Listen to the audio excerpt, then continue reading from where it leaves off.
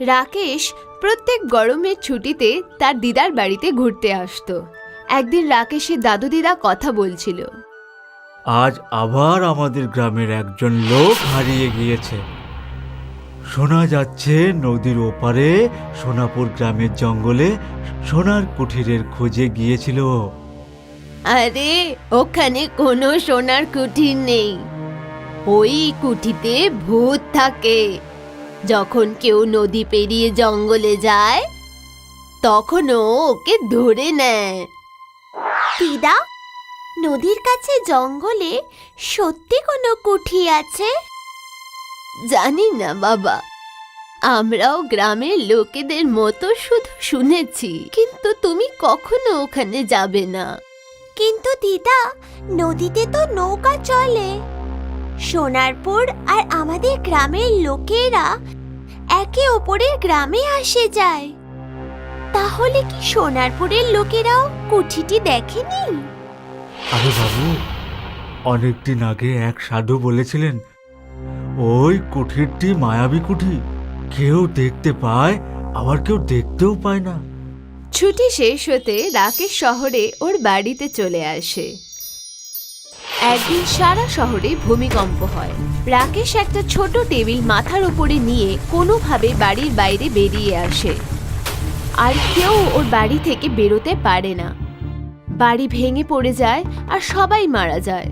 রাকেশের দাদু দিদা রাকেশকে ওনাদের গ্রামে নিয়ে আসে। রাকেশের দাদু দিদা খুব গরিব ছিলেন। রাকেশের পড়াশোনা আর তারা করাতে পারলেন না। যখন রাকেশ বড় হয়ে গেল তখন ওর দাদু দিদা বলল, বাবা রাকেশ, এবার তুমি বিয়ে করে নাও, এটাই আমাদের শেষ ইচ্ছা। রাকেশের বিয়ে হয়ে যায় আর ওনার দাদু দিদা মারা যান। রাকেশের বউ দুজন সন্তানের জন্ম দিলেন, একটা ছেলে আর একটা মেয়ে। রাকেশ নিজের পরিবারের দেখাশোনার জন্য নিজের গ্রাম আর সোনারপুর গ্রামের মধ্যেই নৌকা চালানোর কাজ করতে লাগলো। ও রোজ যাত্রীদের এপার থেকে ওপারে নিয়ে যেত, আবার ওই পার থেকে যাত্রীদের নিয়ে আসতো। তখনও দেখলো যে নদীতে একটা হরিণ ডুবে যাচ্ছে। রাকেশ তখন তাড়াতাড়ি নদীতে ঝাঁপ দিয়ে দেয় আর ডুবে যাওয়া হরিণকে বাঁচিয়ে পাড়ে নিয়ে আসে। হরিণ জঙ্গলের দিকে পালিয়ে যায়। রাকেশ জঙ্গলে চকচকে কোনো জিনিস দেখতে পায়। যখন ও এগিয়ে গিয়ে দেখলো তখন ও অবাক হয়ে গেল, আর একটা অনেক বড় সোনার কুঠি ও চোখের সামনে দেখতে পেল। এটা ওই মায়াবী সোনার কুঠি যেটার গল্প আমি ছোটবেলা থেকে শুনে আসছি, কিন্তু আজ কিভাবে এটা আমি দেখতে পাচ্ছি? আমি তো এখানে রোজ আসি। রাকেশ বাড়ির ভেতরে গেল। কুঠিটির ভেতর থেকে একটা আওয়াজ এলো, তোমাকে স্বাগত রাকেশ, আমি সোনার কুঠি।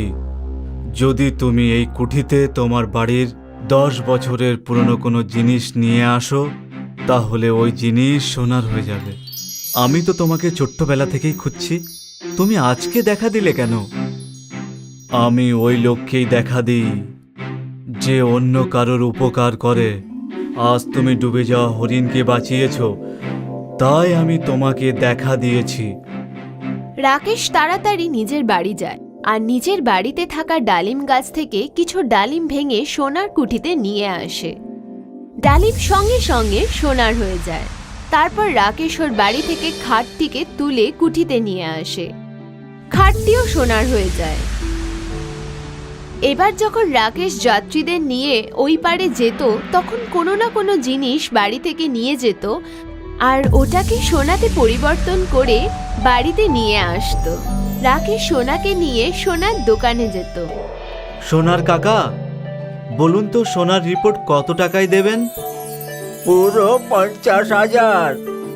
এইভাবে রাকেশ অনেক টাকা নিজের বাড়িতে জমিয়ে নিল।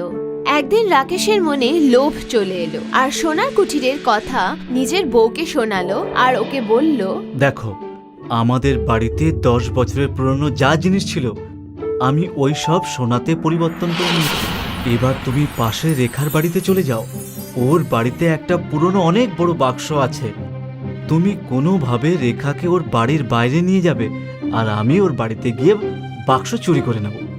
যদি ওই বাক্স আমি সোনাতে পরিবর্তন করে নিই তাহলে আমরা মালামাল হয়ে যাব আর গ্রামের সব থেকে বড় বাড়ি বানাবো।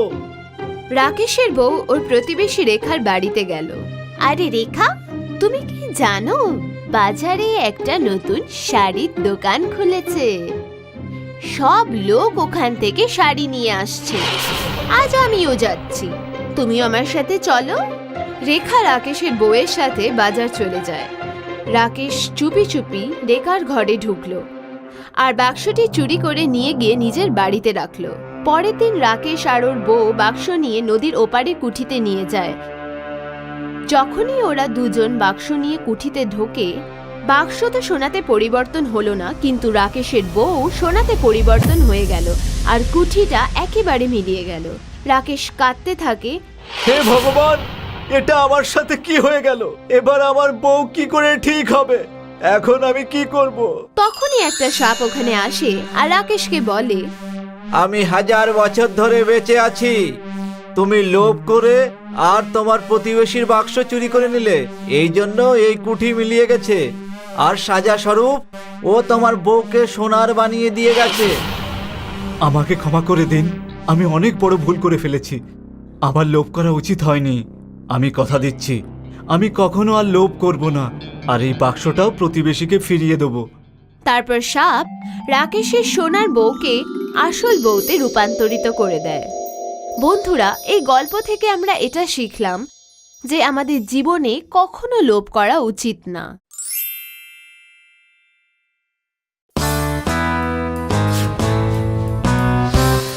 গ্রাম থেকে কিছুটা দূরেই জীবার বাড়ি ছিল। ওর বাড়িতে ওর বউ কিরণ আর ছেলে রাজু থাকতো। তিনজনেই ওরা রোগা আর কুপোষিত ছিল। জীবা জঙ্গল থেকে কাঠ আর জড়িবুটি নিয়ে গিয়ে সেগুলোকে গ্রামে বিক্রি করত। জ্বালানির জন্যে কাঠ নিয়ে যাও, কাঠ নিয়ে যাও। আচ্ছা বলো তো, এই কাঠের দাম কত? বাবু, মাত্র 5 টাকা। 5 টাকা তো এমন ভাবে বলছিস যে এটা তুই বিনা পয়সায় দিচ্ছিস। আমি চাই না তোর কাঠ, তুই রাখ। না না বাবু, আপনি যা দেবেন আমি তাতেই খুশি। ঠিক আছে, এই নে 3 টাকা। জীবা ওই 3 টাকা নিয়ে নিল আর তারপর ও গ্রামের মুদি দোকানে গেল। দাদা, এই চালটা কত করে? 1 কিলোর দাম 2 টাকা। আর এই ডাল? প্রতি কিলোর দাম হলো 4 টাকা। দাদা, আমাকে 1 কিলো চাল আর 250 ডাল দিয়ে দিন। এই নাও, তাহলে তোমার দাম হলো 3 টাকা। জীবা ওর সারা দিনের আয় দিয়ে কিছু মাত্র রাশন কিনে নিয়ে যেতে পারত। ও রাশন নিয়ে বাড়ি গেল আর তারপর ওর বউ চাল ডাল দিয়ে খিচুড়ি তৈরি করলো। আর এভাবেই ওরা প্রতিদিন জীবন কাটাতো। ঋতু পাল্টালো আর এখন বর্ষাকাল চলে এলো। জীবা তাও জঙ্গলে গেল আর সেখানেও কাঠ কাটলো। আর আবারও ও বাজারে কাঠ বিক্রি করতে শুরু করলো। কাঠ নিয়ে যাও, জ্বালানির জন্যে কাঠ নিয়ে যাও, কাঠ নিয়ে যাও। সকাল থেকে সন্ধে পর্যন্ত ও চেঁচাতেই থাকলো, কিন্তু আজ বৃষ্টির কারণে একজন গ্রাহকও কাঠ কিনতে এলো না। হতাশ জীবা ওই কাঠগুলোকে নিজের কাঁধে তুলে নিয়ে নিজের বাড়ি ফিরে গেল। আজ আমি বাড়ির লোকেদের জন্য একটু খাবারেরও জোগাড় করতে পারলাম না। হে ভগবান, এ কেমন জীবন দিয়েছো আমাকে তুমি। হতাশ জীবা নিজের বাড়ি পৌঁছলো আর ও নিজের বউ আর বাচ্চার সামনে কাঁদতে শুরু করলো। পরের দিন জীবা আবার নিজের কাঠগুলোকে নিয়ে বিক্রি করতে গেল, কিন্তু আজকেও কেউ কাঠ কিনতে এলো না। বিকেল বেলায় একজন শেঠানি এসে উনি জীবার কাছ থেকে কাঠ কিনে নিলেন আর জীবাকে 5 টাকা দিয়ে দিলেন। এই দেখে জীবা খুব খুশি হলো। ও টাকা নিয়ে মুদি দোকানে গেল আর ওখানে গিয়ে 1 কিলো চাল আর আধ কিলো ডাল কিনলো আর নিজের ছেলে রাজুর জন্য একটা আপেলও কিনলো। সব কিছু নিয়ে জিবা বাড়ি ফিরছিল আর তখনই জঙ্গলে একটা বাড়ি দেখতে পেল আর ওখান থেকে একটা বাচ্চার কান্নার শব্দ শুনতে পাওয়া যাচ্ছিল। জিবা চিন্তায় পড়ে গেল। ও ওই বাড়িতে গিয়ে দেখলো যে ওখানে একটা 4-5 বছরের ছেলে কাঁদছিল। কি হয়েছে বাবা, তুমি কাঁদছো কেন?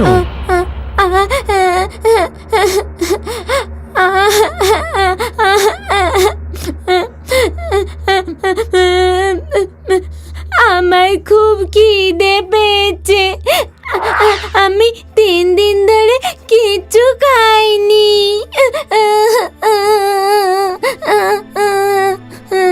জিবার বাচ্চাটাকে দেখে খুব দয়া হলো আর ও ওই আপেলটা বাচ্চাটাকে দিয়ে দিল। বাচ্চাটা তাড়াতাড়ি করে আপেলটা খেয়ে ফেললো। আপনার কাছে কি আরো কিছু আছে? আছে, কিন্তু রান্না করতে হবে তো।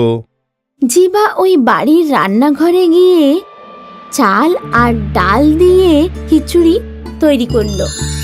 তারপর জিবা ওই খিচুড়ি ওই বাচ্চাটাকে খেতে দিল, যে খুব মন ভরে ওই খিচুড়ি খেলো। এবার আমার পেট ভরে গেছে।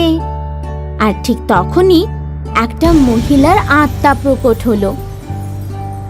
ধন্যবাদ দাদা, আপনি আমার ছেলের খিদে মেটালেন।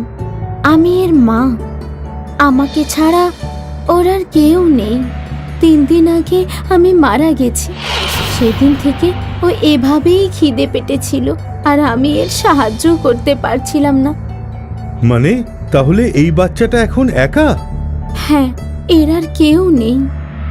বোন, তুমি চিন্তা করো না, আমি একে আমার সঙ্গে নিয়ে যাব আর আমি যা খাবো একেও ঠিক সেটাই খাওয়াবো।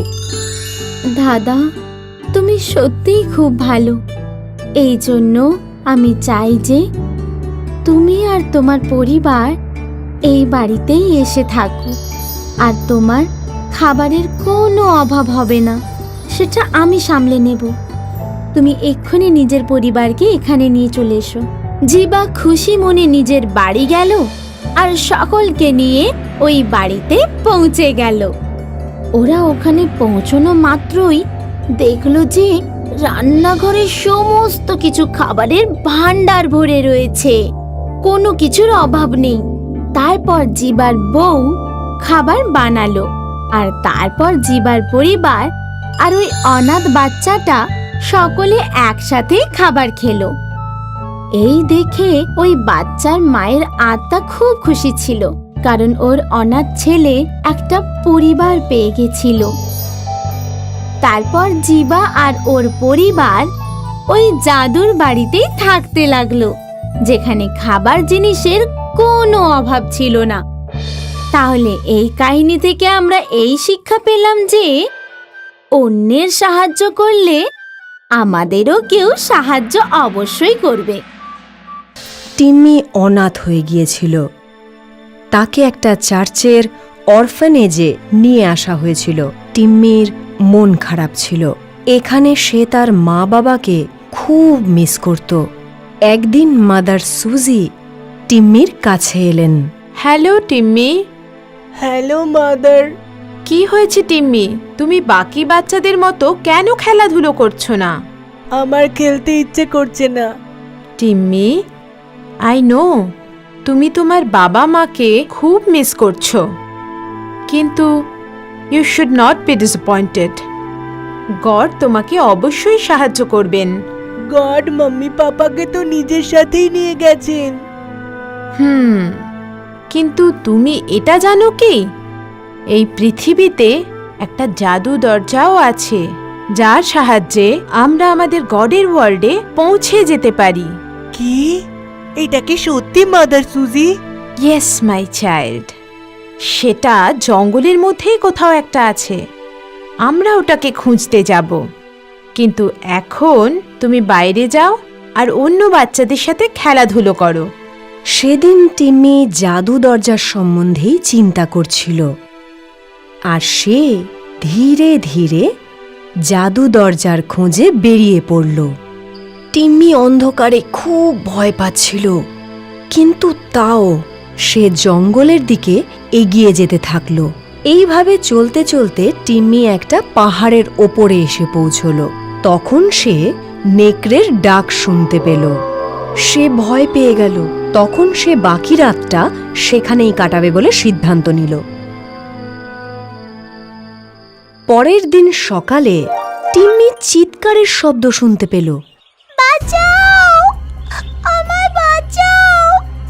টিম্মি দেখল যে একটা বেবি পান্ডা গাছের একটা ডাল ধরে ঝুলে চেঁচাচ্ছে। সেই বাচ্চাটা পাহাড় থেকে পড়ে যাচ্ছিল। টিম্মি চিন্তায় পড়ল। সে পাহাড়ের ওপর থাকা একটা বট গাছ দেখতে পেল। টিম্মি সেই বট গাছের একটা ঝুড়ি ভেঙে বেবি পান্ডাকে বাঁচানোর জন্য সেই ঝুড়িটা এগিয়ে দিল। বেবি পান্ডা সেটা ধরে আস্তে আস্তে পাহাড়ের ওপরে উঠে এলো। বেবি পান্ডা টিম্মিকে জড়িয়ে ধরল। থ্যাংক ইউ, তুমি আমার প্রাণ বাঁচিয়েছো। তোমাকে অসংখ্য ধন্যবাদ। You R welcome. টিম্মি সেখান থেকে চলে যাওয়ার সময় বেবি পান্ডা তাকে আটকে দেয়। তুমি কোথায় যাচ্ছ? জাদু দরজা খুঁজতে। সেটা কোথায় বলো না? আমার জানা নেই। তাহলে তুমি সেটা কি করে খুঁজবে? জানি না, দেখা যাক। হয়তো বুড়ো বাবা তোমাকে সাহায্য করতে পারেন। বুড়ো বাবা? উনি একটা পুকুরের পাশে থাকেন। মা বলে যে ওনার নাকি অনেক বয়স, আর উনি সব কিছু জানেন। তাহলে তুমি কি আমাকে ওনার কাছে নিয়ে যেতে পারবে? হ্যাঁ, চলো। বেবি পান্ডা টিম্মিকে সেই পুকুরের কাছে নিয়ে গেল। সেখানে একটা বুড়ো কচ্ছপ ছিল। হ্যালো, আপনি কি আমাকে জাদু দরজার খোঁজ দিতে পারবেন? জাদু দরজা? তুমি ওটা কেন খুঁজছো? আমি আমার মাম্মি পাপার কাছে যেতে চাই। ওনারা একটা অ্যাক্সিডেন্টে মারা গেছিলেন। আমি ওনাদের ছাড়া থাকতে পারছি না। বেচারা বাচ্চা, আমি তো কোনোদিন জাদু দরজা দেখিনি, কিন্তু তার ব্যাপারে আমি নিশ্চয়ই বলতে পারবো। ওটা ওই পাহাড়ের পিছনে মরুভূমিতে কোথাও আছে। স্যার, আপনাকে অনেক অনেক ধন্যবাদ। আমি চাইবো তুমি যেন তোমার মা বাবাকে খুঁজে পাও। টিম্মি পাহাড়ের গা বেয়ে এগোতে থাকলো। সে খুব খুশি ছিল। পাহাড় শেষ হওয়ার পর সে মরুভূমি পেল। ও তারপরেও এগোতে থাকলো। এভাবেই কিছুদিন কেটে গেল, আর টিম্মি দুর্বল হয়ে গিয়েছিল, কিন্তু তাও সে এগিয়ে যেতে থাকলো। হঠাৎ সে তার মা বাবার আত্মাদের দেখল। তারা ওকে ওনাদের দিকে ডাকছিলেন, আর হঠাৎই সে জাদু দরজাটা দেখতে পেল। টিম্মি তখন হাঁটতেও পারছিল না, কিন্তু তাও ও হামাগুড়ি দিয়ে সেই দরজা পর্যন্ত পৌঁছল। আর যেই না ও দরজাটা পেরোলো, ও স্বর্গে পৌঁছে গেল, তার মা বাবার কাছে। অবশেষে টিম্মি জাদু দরজা খুঁজে পেয়ে গিয়েছিল।